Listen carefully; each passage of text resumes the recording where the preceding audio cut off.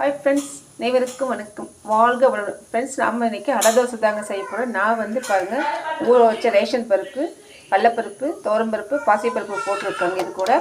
இது கொண்ட மிளகு சீரகம் போட்டிருக்கேங்க, பூண்டு போட்டிருக்கேன், 3 காஞ்ச மிளகா பாருங்கள். இது வந்துட்டு முடக்கத்தான் கீரை பாருங்கள், கொத்தமல்லி, பச்சை மிளகாய் 2,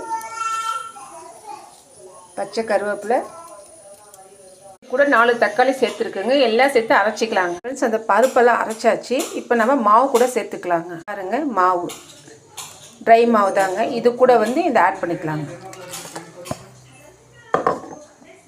ஃப்ரெண்ட்ஸ், 2 போட்டு மிக்ஸ் பண்ணிக்கலாம். பாருங்கள்,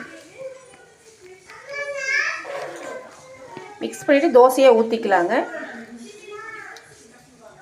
இப்போ மாவு கரைச்சாச்சு, தோசை ஊற்றிக்கலாங்க.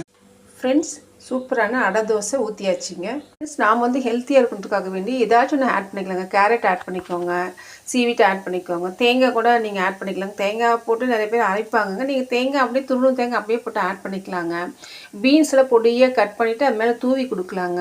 நிறைய ஆப்ஷன் நம்மக்கிட்ட இருக்குங்கன்னா முடக்கத்தங்கரை சேர்த்துருக்காங்க.